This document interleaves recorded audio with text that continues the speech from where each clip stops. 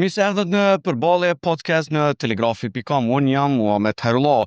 Sot vazhdojmë me një temë mjaft interesant që ka të bëjë me ekonomia e Kosovës, investimet gjermane dhe potencialet e bashkëpunimit mes Kosovës dhe Gjermanisë, mes bizneseve në Kosovë që mund të kenë bashkëpunime me Gjermaninë dhe ato gjermane në Kosovë. Gjithashtu, do të flasim edhe për potencialet, edhe për ato bashkëpunime që janë tashmë duke u zbatuar, por natyrisht edhe për atë se çfarë pritet në të ardhmen. Për të diskutuar për këto tema, unë kam derën dhe kam kënaqësinë të kem zotin Besnik Vasolli, drejtor ekzekutiv i Odës Ekonomike Gjermano-Kosovare. Mirë se po takojmë, Besnik. Mirë se ju gjej, Muhamet. Mirë shumë mirë që kemi mundësi me diskutu për një temë për ekonominë, për bizneset, për bashkëpunimin Kosovë-Gjermani. Vlen të përmendet që ky podcast përkrohet nga kompania derivateve Exfis. Kthehemi te një temë që është shumë e rëndësishme: ekonomia, bashkëpunimi, investimet e huaja në Kosovë. Ju keni ardhur tash rishtazi në krye të Odës Gjermano-Kosovare. Për fillim 6 muaj, pak a shumë, që shku Besnik? 6 muaj shumë interesant, shumë takime, shumë angazhime, shumë e lexu, shumë u familiarizu, po shumë interesant, po shoh perspektivë. Është bën një punë e mirë më herët në Odën Ekonomike Gjermano-Kosovare, të cilën kam nderin me marrë dhe me çu dhe më përpara. Ky është qëllimi im, që të ndihmoj të krijojmë atë urën edhe më të fortë mes Gjermanisë dhe Kosovës. Nëse marrim e di, si telegraf, kemi jashtëzakonisht bashkëpunim shumë të mirë me Odën Gjermano-Kosovare në kaluamën, po besoj edhe në të ardhmen për tema, për çështje që kanë të bëjnë për interesin publik dhe të shoqërisë në Kosovë. Zakonisht Gjermania është njëna ndër, le të themi kështu, në përgjithësi investitorët më të mëdhenj në Kosovë që kanë ndodhur historikisht, nuk po flas vetëm në aspektin e sigurisë edhe në KFOR, por edhe në çështje të ekonomisë, në ujëra, në arsim, në biznese, në bashkëpunime të ndryshme. Nëse mundemi pak për fillim, për shkak që është Oda Gjermano-Kosovare, me fol për çet rëndësinë e këtij lloj bashkëpunimi dhe si shihet Gjermania në Kosovë dhe bizneset gjermane në Kosovë. Parem, mendoj që gjithë pajtohemi që Gjermania është disi vllau i madh i Kosovës. Na e dim që prej kohës të gastarbeiters që janë quajtur atë 60-tat, 70-tat, kosovarët kanë përfituar prej Gjermanisë, prej punëve, mundësive që i ka ofruar Gjermania, pastaj 90-tave kur prind tanë u larguan nga vendet e punës, edhe shumë prej neve kishim telashe në Kosovë të ndryshme. Gjermania ishte ajo që na priti me dyrë të hapura, pastaj mos e përmendim kohën e luftës, intervenimin ushtarak, por edhe pas luftës rindërtimi, zhvillimi i Kosovës, përkraja politike që jepet Kosovës nga Gjermania, përkraja ekonomike që jepet me biznese.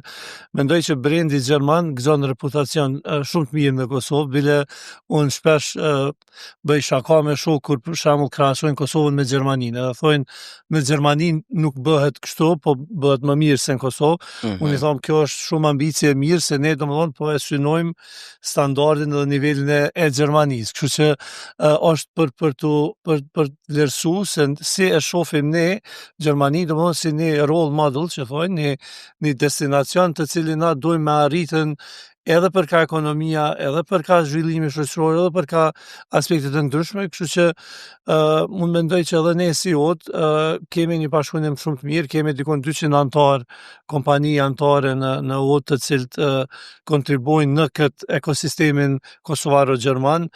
Prej tyre kemi një numër të konsiderueshëm kompani me kapital gjerman, qofshin ato gjerman ose të diasporës, kosovar diasporës që jetojnë dhe punojnë atje. Kemi edhe kompani të Kosovës të cilat bashkëpunojnë me kompani gjermane, kështu që ky bashkëpunimi deri më tashëm është shumë frytdhënës, edhe qëllimet tona janë që vitet e ardhshme të arrisim edhe më shumë, sepse edhe Kosova ekonomikisht ka arrit një stat të zhvillimit, kompanitë tona kanë arrit një stat të zhvillimit konsiderueshëm, po edhe ana gjermane është duke u hapur gjithmonë më shumë për bizneset nga Ballkani Perëndimor, respektivisht nga Kosova. E përmendë qëllimisht të lash te kjo pjesa parë për me mujt me bashkëbisedu bashkërisht në këtë podcast, jo intervistë klasike. Te ajo që the la përshtypje 200 kompani gjermane, investitorë të ndryshëm, edhe gjermano-folës, edhe shqiptar që jetojnë në Gjermani. Nëse mujmë më bëni një farë lloj krahasimi, ku është le të themi ajo zhvillimi ose bashkëpunimi më i madh? A ka sektor specifik besnik në të cilët kështu mujt me diskutu edhe me informu publikon e gjanë që nuk e den, që nuk janë të botës le të themi jo vetëm ekonomike, ata e din, po pjesa tjetër.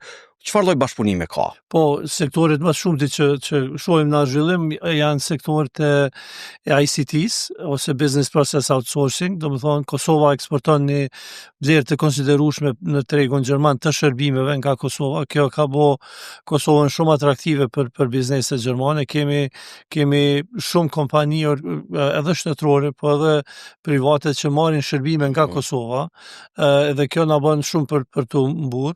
Po kemi edhe sektor tjerë, pastaj kemi për shembull edhe sektorin e metalopërpunimit, kemi kompani antare në brenda odës ekonomike gjermano-kosovare, të cilët 90% më shumë 100% të produkteve tyre i eksportojnë në Gjermani.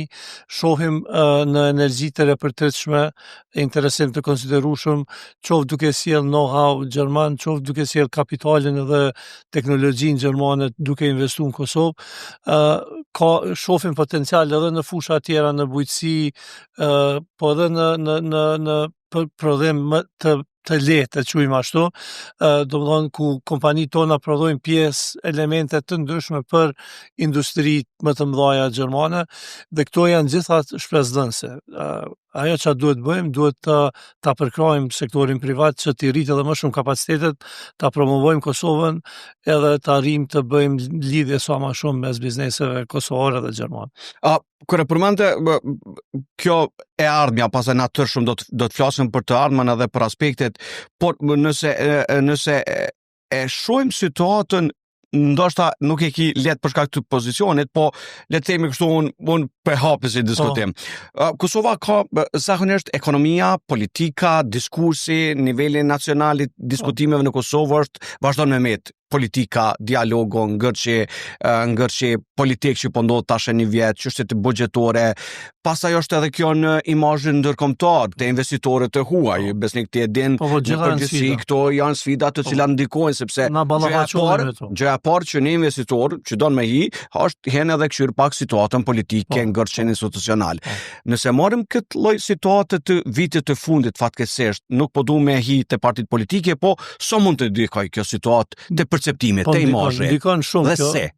Kjo ndikon shumë edhe ne ballafaqohemi me këtë. Qoftë edhe aspekti sigurisë ndikon, domethënë një incident në veri normal që ndikon, problemet politike, jo stabiliteti politik, normal që ndikon edhe ne këto i adresojmë kur takohemi me investitor potencial, sepse mbi gjitha me rëndësi është sinceriteti. Na duam edhe kemi edhe do të jemi gjithmonë të sinqert me investitor potencial. Ju tregojmë, po kemi është një krizë politike, realiteti.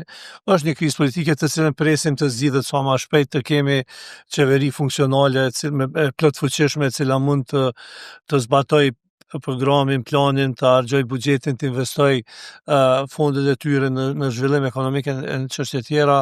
Flasim edhe për probleme tjera që i kemi me fqinjet, domethënë mirë, po i promovojmë edhe anë tjera pozitive, të cilat historitë e suksesit, po edhe rinin që kemi shumë të mirë, kemi flasin gjuhë të huaja gjermanisht, gjuhë shumë e përhapur në Kosovë, janë tech savvy, domethënë me IT, me pajisje teknologji të re, me inteligjencë artificiale janë shumë mirë të lidhën. Folim për sistemin e tatimeve të cilin Kosova ka shumë të mirë, dhe këto pastaj ju prezantohet një figurë e vërtetë e Kosovës, ka paragjykime, për atë arsye ne insistojmë dhe kemi shumë dëshirë t'i sjellim në Kosovë, për me pa realitetin. Kur vinë me pa këtu vendin, sepse është një përshtypje, pajtona plotësisht, domethënë është një përshtypje kjo mbjen edhe nga sektori mediave ku jam, edhe në aspektin politik, sidomos te investitorët të huaj të mëdhaj, të cilët dorën zemër ju e dini në rajon është një luftë tash le të themi për pas sa më shumë investime, për të ofruar sa më shumë kushte.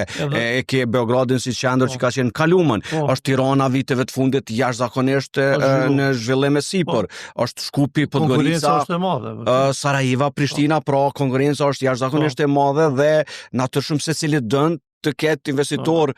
Ku jemi na në këtë aspekt? Na jemi duke u mundu me u rrit, nuk jemi mirë, me thonë vërtetën, për shembull veç krahasimisht, s'po e marr Serbinë që është ka avancu shumë për tërheqjen e investimeve gjermane në Serbi.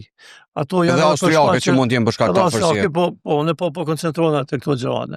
S'po hi te Serbia sepse ka qenë edhe si sa edhe ti domosdoshmë ka pas një farë primati edhe në Jugosllavinë. Prandaj ajo një luftë çkatruese në cilën kemi kaluar. Edhe ka shfrytzuar të gjitha ato mjetet e komunikimit. Edhe ka qenë edhe është një farë politike për me largu Serbinë prej Rusisë, për ndikimit të Rusisë. Po, kështu që kanë qenë gjitha këtu, po e shohim Maqedoninë e Veriut, për shembull. 5 miliard euro i kanë qarkullim ekonomik mes Maqedonisë Veriut edhe Gjermanisë, na jena dikon të 700 milion euro. Do 5 miliard me 700-800 milion shumë pak.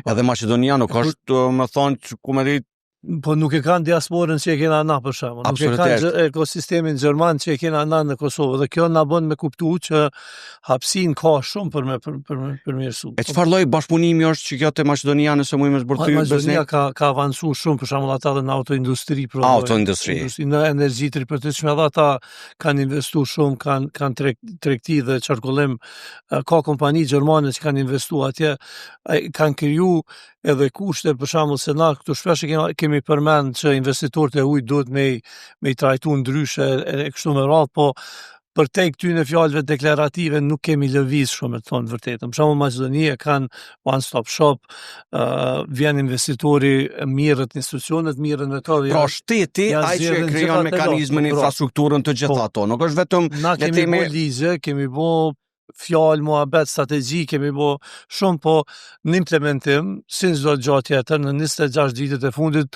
gjithmonë kemi qalu. Nuk ka që se dim, interesimin e kemi që thëjke, që është Barceleta dha, interesim po të regon, po me folja se ka nisë me ide, po, edhe na ide, po realizim nuk jemi ende. Shumë vërtet. E përmendet e pjesa, nëse mundim pak me zbërthy, i përmendet sektoret e ndryshëm në IT, në prodhem, në energji, në shërbime që i ofron Kosova, e di që ka pas qeveria gjermane, gjithashtu shtetit gjerman, investime të ndryshme në sektorin e ujit, për shembull, në Kosovë, me përmes bankës, pasaj ka në arsim, përmes Gizit ka në projekte të shumta në fusha të ndryshme, edhe në tash ajo që është green energy, edhe në edukim, në arsim, në media. A ka fusha specifike në të cilat Gjermania si shtet ka interes për të bashkëpunu dhe investu, dhe pastaj aty mund t'i drejtoj edhe bizneset, edhe investitorët e jashtëm gjermanë. Po qërë, nëse analizojmë këtë ekosistemin gjerman, si që përmendet i KFV-n, Gizin e tjerë që kanë ndihmu, ata kanë ndihmu qysh prej fillimit në rekonstruim, faza e parë ka qenë emergjente, ka ndihmu rinovimin e shtëpiave, objekteve, infrastrukturës të rëndësishme të Kosovës, ndërsa pastaj në vite tjera kanë vazhdu në zhvillimin e vendit, kanë ndihmu administratën publike, ndihmojnë në procesin e integrimit evropian, ndihmojnë në sistemin arsimor, ndihmojnë në menaxhimin e ekonomisë qarkore, ndihmojnë në të gjitha fushat dhe krejt këto me qëllim që ta bëjnë Kosovën sa më të përafërt me BE-n dhe sa më kompatibile edhe si shtet, po edhe si ekonomi, edhe si biznese, më kompatibile me ato, me bashkëpunëtorët e tyre gjerman, qofshin sektorit publik, qofshin sektorit privat. Kështu që Gjermania ka ndihmu në këto fusha dhe vazhdon të ndihmojë edhe gjithmonë i identifikojnë në digitalizim për shembull, ka ndihmu kogjasi shumë. Më kujtohet edhe ITP-ja në Prizren për shembull. ITP-ja në Prizren është një ndër mundësitë shumë të mira edhe që po shfrytëzohet. 40 hektar me mbi 50-60 kompani të cilat tashmë janë vendos, disa janë më të vogla, disa më të mëdha, ka kompani tuja dhe presim që të hyjnë edhe kompani tjera, i promovojmë edhe ne si Odë, promovojmë Tu do të më dol pak te roli i Odës. Se përmendem fillimisht edhe na shkon te kjo pjesa e analizës, unë zakonisht kam qef kështu pak me çysh është situata me vlerësu, domethënë ku është situata, çfarë lloj biznesesh, çfarë lloj bashkëpunime ka Kosovë-Gjermani, përmendem me të drejtë edhe bizneset edhe shërbimet që i ofron Kosova. Po shpeshherë përveç rinis që e tham që e ka Gjerman falës që din shqiptarët e Kosovës, edhe për shkak të lidhjeve që kemi pas në vazhdimsi me Gjermanin në të kaluamën. Shpeshherë është edhe ky diskutimi që apo shkojnë, sidomos pas liberalizimit, trejat jashtë me shku.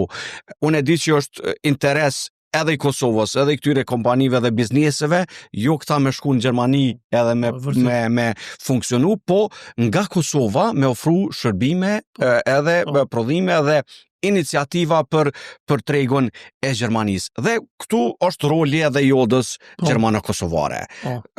Çka ka diçka konkretisht që ju jeni duke e di, po shoh shumë vizita që jeni duke bo, antarësime të reja, po përveç këtyre, a ka diçka konkrete që dikush e shen këtë podcast me ty edhe mundet me u lajmëru tek jo për me pa në mënyrën e... Na si nuk e përkrajmë largimin e trurit, që thojnë brain drain, që përmendet. Na mundohemi e përkrajmë migrimin qarkor, që i bjen që një re mundet do ishte mirë me shku me marrë një pregaditje profesionale ose përfundoj studimet ose masterin, po të kthehet pastaj në Kosovë. Ne këtë përkrajmë nëpërmes projekteve të ndryshme të cilat ekzistojnë në Kosovë dhe i ftojmë këdo që ka interes të na kontaktoj dhe ne shohim pastaj se si mundemi me ndihmu. Gjithashtu me kompanitë të cilat vinë në Kosovë dhe bashkëpunojnë me neve, ne gjithmonë i preferojmë ato që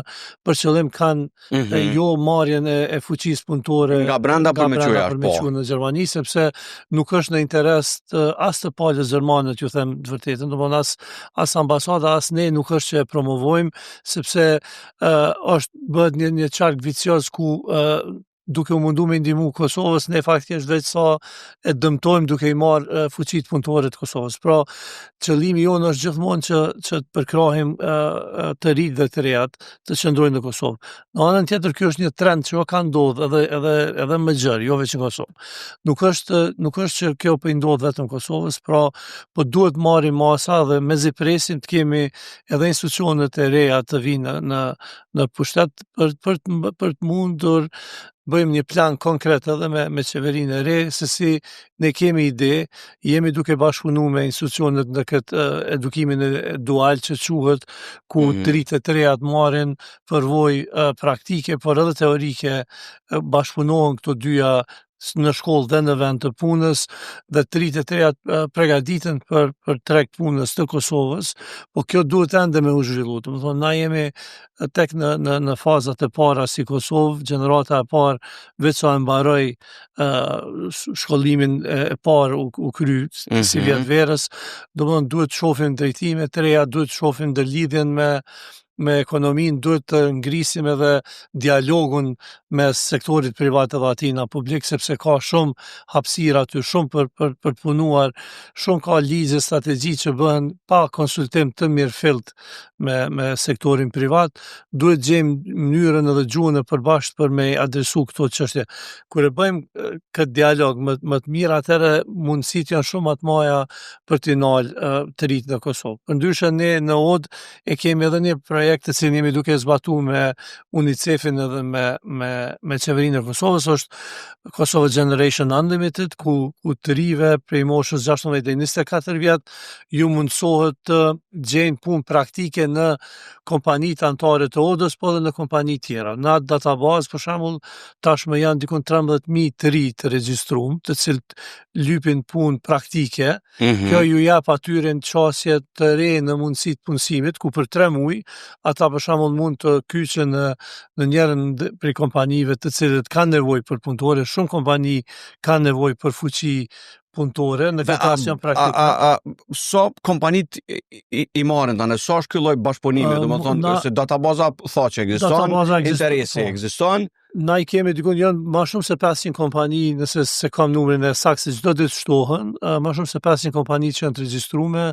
në çdo ditë, çdo javë, çdo muaj ka konkurse të reja të cilat kompanit i vendosin ku ata të ri i shohin, sepse databaza është në mënyrë tillë e bame që ti si i ri e përzgjedh fushat ku ki interesim, edhe nëse punëdhënësi tash në çato fusha e ka identifiku vendin e punës lirë, atëherë me automatizëm të vjen notifikimi që është hap një vend i ri. Domthon kjo është përdorim i teknologjive të reja, të mediave sociale që e shohim ku ty të vinë ato notifications në korale që është. Korale, kjo mundet me qenë interesant për ty dhe na në OD veç kemi punësu, i kemi angazhu 2-3, tash do i marrim edhe 2-3 praktikant me na ndihmu, po kemi çdo ditë kemi kërkesa, numri ka kalu mbi 200-300 të cilët janë angazhu. Planet i kemi që brenda kësaj kohe të arrijmë një numër shumë të madh, edhe grupet e marginalizuara janë përfaqësuar aty.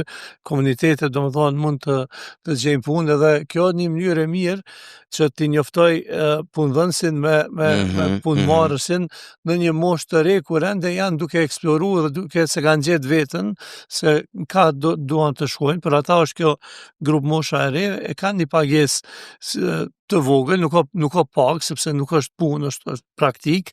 Mirë, po gjithmonë mundësia është që nëse ju pëlqen njëri tjetrit, punëdhënësi me punëmarrësin arrin relacion të mirë zyrtar, profesional, atëherë mundësia për t'i kontraktu për një punë ma afatgjatë është e madhe, dhe edhe kemi shumë histori suksesi që i kanë dalë, domethënë ju kanë ofruar edhe kontratë pune ma afatgjatë dhe tani janë duke puni.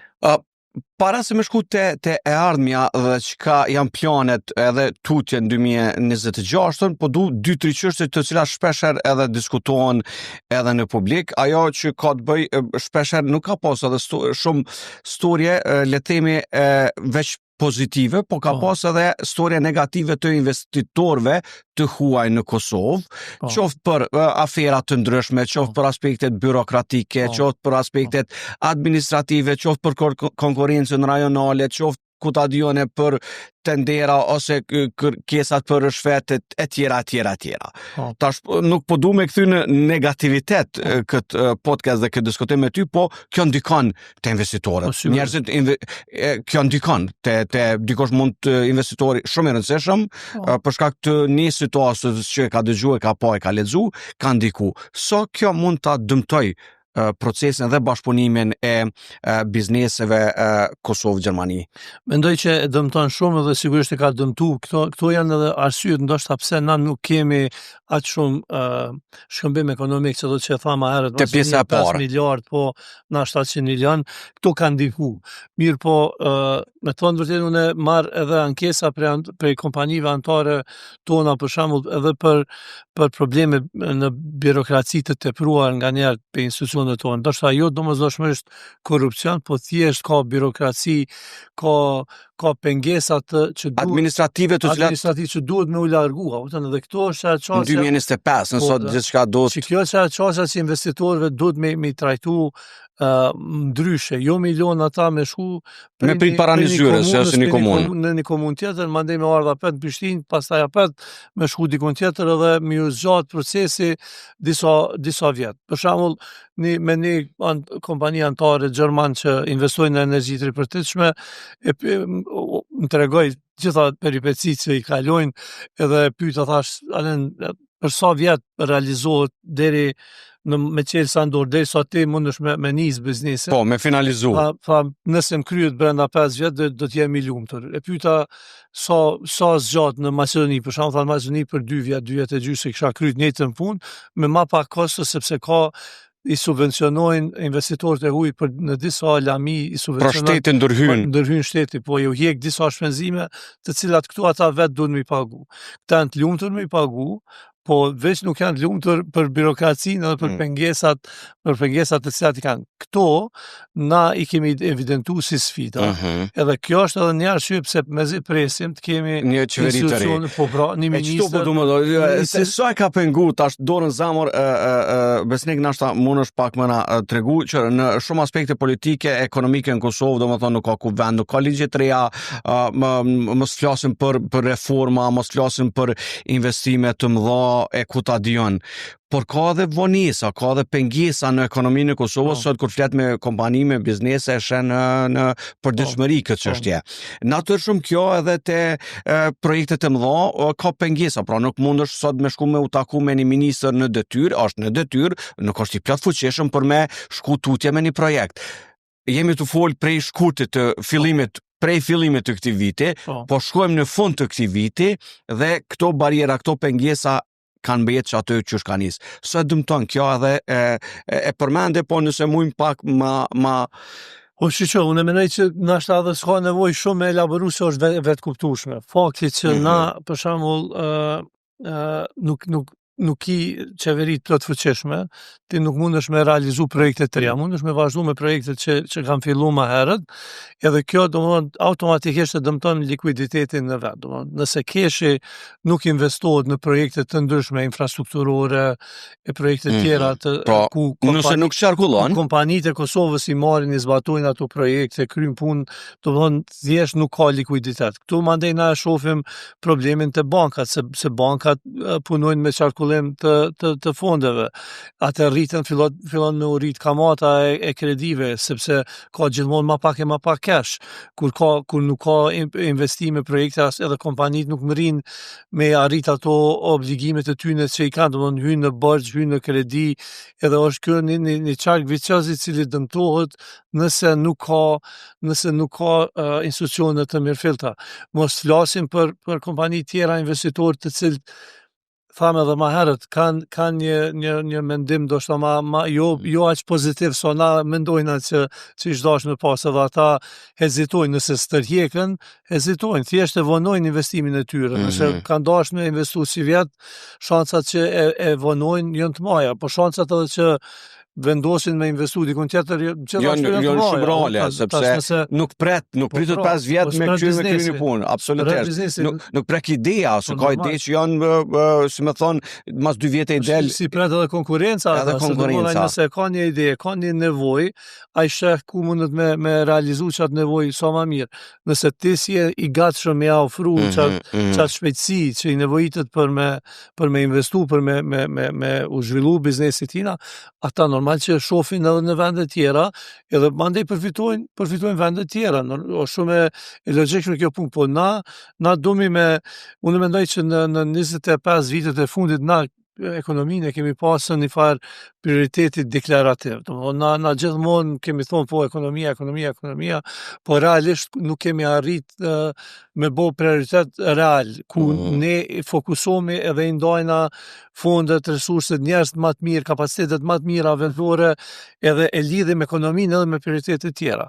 Kjo ka qenë sfiduese në të kaluamën, po duhet me pa. Veç dy që mos me përfundu në negativitet. Jo, s'pe përfundojmë, se une kam të për të ardhmen kushe. Përveç kësaj, kisha dasht një çështje. Diaspora, që është shumë e rëndësishme në këtë situatë, edhe si për shkak të lidhjeve, remitencave që i ka Kosova nga diaspora, domethënë Gjermania është njëna prej shteteve të Evropës, promotori i Evropës, i Bashkimit Evropian, ku fatmirësisht shumë kosovar jetojnë dhe veprojnë atje dhe janë, si me thonë, remitenca më të mëdha në Kosovë nga Gjermania. Ajo është edhe zyrtare nga ona e BÇK-s, domethënë donat që janë zyrtare. Tash te roli i diasporës në si investim, mos mi po vetëm remitenca, mos mi po vetëm para të cilat vinë edhe i mojnë familjet e tyre. A ka ndonjë strategji që mujnë me zhvillu pak ma shumë që ata me u kthy në investitor të ardhshëm në Republikën e Kosovës. Para se me dalë te strategjia, veç diaspora është tepër e rëndësishme dhe kemi një aset të cilin nuk e kanë tjerë. I kemi veç në Gjermani llogaritet që janë afër 600.000 kosovarë që jetojnë dhe veprojnë atje. Mu ka ra me taku qoftë të reja gjenerata dhe e dytë bile, në rast të kanë edhe gjenerata e tretë të cilët kanë studiu, punojnë punë të ndryshme profesionale, do më thonë për cilat na mburremi që i kemi diasporës, kom taku dhe biznismen të cilët kanë respekt edhe ndikim edhe në Gjermani dhe kemi edhe pastaj edhe individ të tjerë të cilët janë të suksesshëm secili në fushën e tyre dhe ndikojnë me shumë pozitivizëm në vendet ku veprojnë edhe jetojnë. Gati çdo biznes që ka ardhur në Kosovë për të investuar pe Gjermanisë e ka një lidhje me diasporën, është shumë interesant. Gjatë këtyre 6 muajve që jam këtu në OD, 3 investime gjermane kanë ndodhur. Domthonë janë 3 kompani, njëra është duke investuar në një qendër për kujdesin e të vjetërve, që është risi në Kosovë, domethënë ka gja kvalitet me standarde gjermane, sepse ata kanë pasur një mundësi të mirë për një shoqëri kosovare e cila gjithashtu është duke u plak, edhe të vjetrit të moshuarit nuk po kanë ma kohë shumë i kqyr të rritë, sepse ose janë jashtë vendit, ose kanë angazhime tjera dhe e kanë pasur një mundësi. E kemi një biznes tjetër gjithashtu që janë 2 motra gjermane të cilat kanë vendosur me investu në kablo të rrymës, në pajisje elektrike në Kosovë. Domethënë ato kanë ardhur nëpërmes një bashkëpunëtori tyre kosovar i cili që 25 vite punon me babën e tyre në kompaninë e tyre dhe i cili çat gjithkohë që ka thonë shkojmë Kosovë ta vizitojmë edhe kur kanë ardhur kanë pa tash u ka pëlqy edhe tash veç kanë vendosur me investuar. Kemi një zoj tjetër gjermane e cila ka hap shkollë pilotimit në Kosovë, që është risi. Ajo i ka 300 student në Gjermani në zënës ose çfarë do t'i quajmë ata, të cilët do të vinë t'i marrin orë të kjo, i ka bart shumicën e pajisjeve, i ka marrë licensat për KFOR-it, për regulatorit ton të Kosovës për fluturime, është duke u bë gati me gjitha aspektet, ka pru gjirokopter, ka pru simulatorin e Boeingut, ka pru, është duke i sjellë edhe aeroplan të vogël me cilët i marrën ato trajnimet dhe në këtë mënyrë, domethënë, kompani gjermane janë duke investuar dhe gjitha vinë me një mënyrë ose tjetër me një lidhje nga diaspora. Nëse kthehemi tash te pyetja, na duhet domethënë ta trajtojmë diasporën me një çështje strategjike.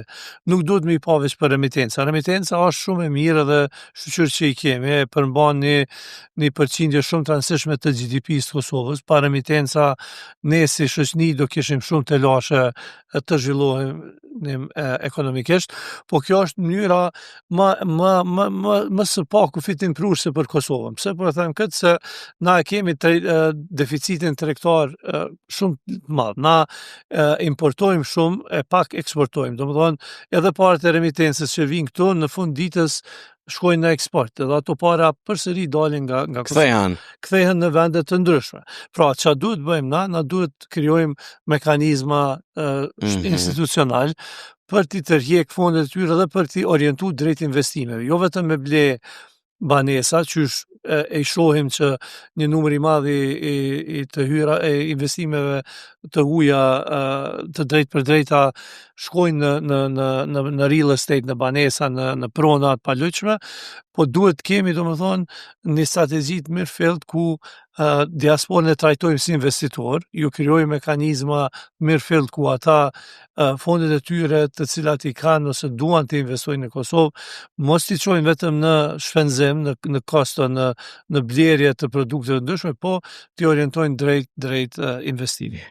E qartë, e nesëm me analizën e situatës, me ato se çfarë ofrojnë bashkëpunimet Kosovë-Gjermani, Gjermani-Kosovë, shërbimet dhe mundësit, folëm edhe për barierat dhe sfidat, folëm pastaj la shumë përshtypje për të mirë këto 3 investime që kanë ndodhur këtë vit, të 3 gjermane, kryesisht gjermane, me investitor gjerman, por edhe me lidhje ato që tam të diasporës në Gjermani dhe te fundi po du me erdhmja, që është shumë e rëndësishme sot gjithçka po ndryshon le të themi aspekti transformimit digital ka bërë vetën, po AI jashtëzakonisht shumë si e shen këtë lloj bashkëpunimi në rrethonat ekzistuese duke i përfshirë edhe potencialet që sot jep inteligjenca artificiale për bashkëpunim. Pra, shpesh unë po dëgjoj sa më shumë informata kur thot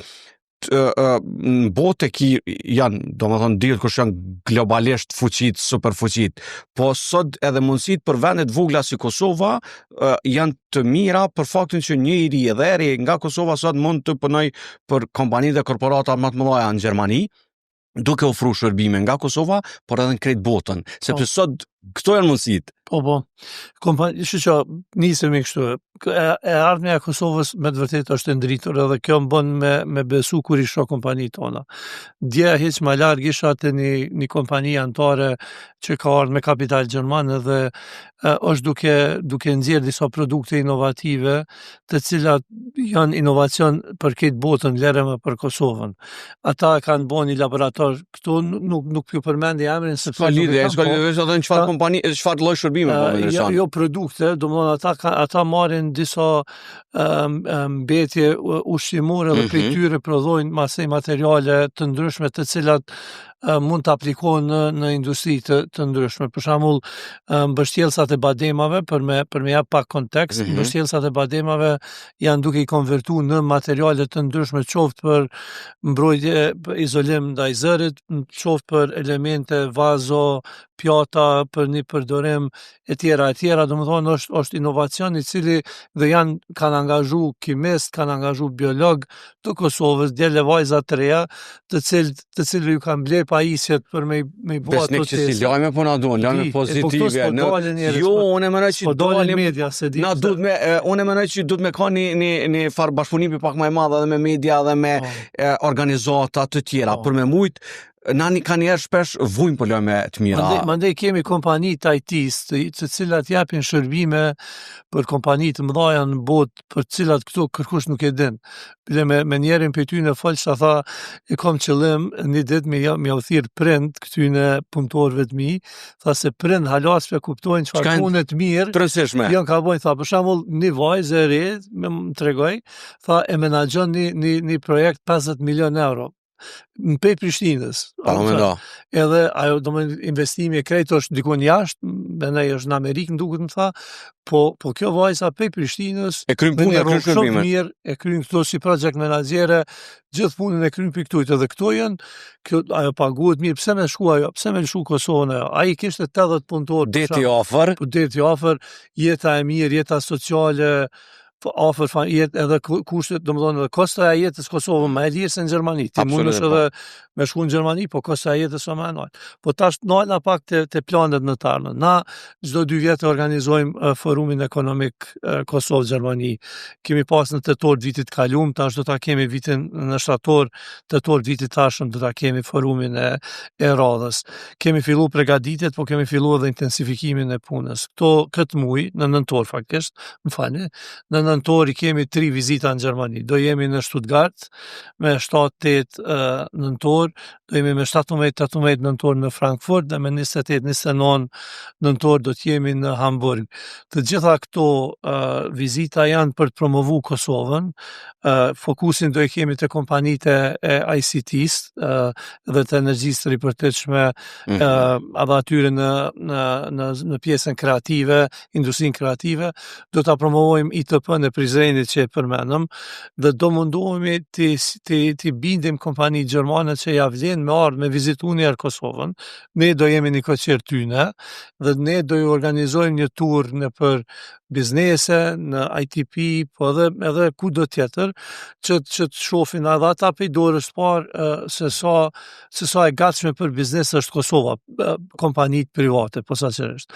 Këtë punë do e bëjmë edhe gjatë vitit tashëm, do organizojmë do të ketë fokus që kjo punë, në qytetet mëdha të Gjermanisë, ku qëllimi është që mandej në shtator-tetor, kur të organizojnë këtë forumin ekonomik Kosovë-Gjermani. Që në Kosovë, në Prishtinë, po që marrë me pas sa më shumë përfaqësim dhe Sa për ilustrim, vitin e kaluar kanë qenë 700 kompani antarë që kanë marrë pjesë, për tyre 500 kur gjë 700 takime, 700 takime, 700 rretizime, 700 njoftime, domethënë kjo është ekspozim, këta janë ambasadorët më të mirë tonë. absolutisht. Do mundohemi ta kemi edhe atë programin kulturor ku dojmë t'ju shfaqim edhe vlerat që i ka Kosova, jo vetëm për biznes. Po dhe pjesën trashëgimisë kulturore, absolutisht. Bukuritë natyrore që i ka, kulturën që ka, trashëgiminë që ka, po edhe artistat që i ka Kosova të cilë performojnë gjithandej edhe shpesh nuk dihet që janë nga Kosova. Pra, mendoj që me të vërtet Kosova ka që atë ofroj për tregun gjerman për edhe të huj. Ajo që na duhet ta kemi një konsenzus, të zgjedhim këto problemet tona të mbrëmshme edhe të japim drejtim Kosovës drejt zhvillimit ekonomik, drejt integrimit euroatlantik edhe me këtë rini, me këtë ndërmarrësi, shpirtin ndërmarrësor që e kemi ne si kosovar, mendoj që shumë pak e ka dhe këtë energji kur të arrim me kanalizu drejt zhvillimit ekonomik mirë fill, ne kemi me përparu shumë më shpejt se kemi përparu ditë. Nuk mendoj që duhet mjështu që ti mesazhi diçka më shumë përveç me rrumbullaksu, me faleminderit shumë sepse ishte një përmbyllje jashtëzakonisht mirë dhe një thirrje pozitive për këtë podcast ku falim për bashkëpunimin Kosovë-Gjermani, investimet Kosovë-Gjermani, bashkëpunimet që kanë ndodhur dhe që pritet të ndodhen. Faleminderit shumë Besnik. Faleminderit për juve, ishte kënaqësi. Shkëndruar ishim me drejtorin ekzekutiv të Odës Gjermano-Kosovare, Besnik Vasolli, me cilën folëm për tema që kanë të bëjnë me Kosovën, Gjermaninë, investimet, prioritetet dhe të ardhmen. Shihemi në përballje podcast radhës. Podcast radhës.